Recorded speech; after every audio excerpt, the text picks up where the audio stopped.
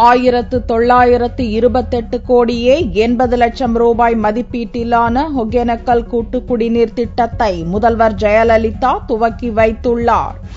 தர்மபுரி கிருஷ்ணகிரி மாவட்ட மக்களின் நீண்ட நாள் கனவு திட்டமாக ஒகேனக்கல் கூட்டு குடிநீர் திட்டம் இருந்து வருகிறது. கடந்த 1986இல் எம்ஜிஆர் முதல்வராக இருந்தபோது 120 கோடி ரூபாய் மதிப்பீட்டில் திட்ட அறிக்கை தயார் செய்யப்பட்டது.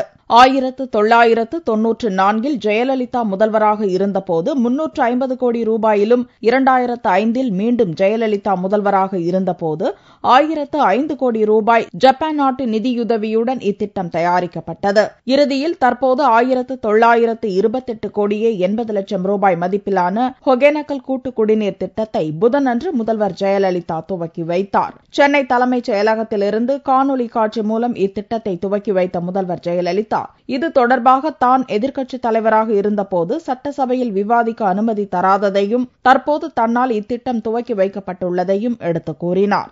கர்நாடக சட்டமன்ற தேர்தலை காரணம் காட்டி ஒகேனக்கல் கூட்டு குடிநீர் திட்டத்தை நிறுத்தி வைத்த முன்னாள் முதலமைச்சர் திரு கருணாநிதியின் செயலை தட்டி கேட்கும் வண்ணம் 8/4/2008 அன்று தமிழ்நாடு சட்டமன்ற பேரவைக்கு நான் சென்று இது குறித்து விவாதிக்க வேண்டும் என்று கேட்டுக்கொண்டேன். ஆனால் திமுகவை சேர்ந்த அன்றைய பேரவைத் தலைவர் அதனை அனுமதிக்கவில்லை. அனுமதி மறுக்கப்பட்டதை அடுத்து பேரவைக்கு வெளியே பத்திரிகையாளர்களுக்கு பேட்டி அளித்த நான், இந்த திட்டத்தை நிறைவேற்ற துணிவில்லாத முதலமைச்சர் பதவி விலக வேண்டும் என்றும், அரசியல் உறுதிமிக்க அரசுதான் மக்களுக்கு தேவை என்றும், அத்தகைய அரசை அனைத்திந்திய அண்ணா திராவிட முன்னேற்ற கழகம் வழங்கும் என்றும் நான் தெரிவித்தேன். நான் ஆட்சி பொறுப்பேற்ற பிறகு இந்த பணிகள் முடுக்கிவிடப்பட்டதால் தற்போது இந்த திட்டம் இன்று என்னால் துவக்கி வைக்கப்பட்டுள்ளது.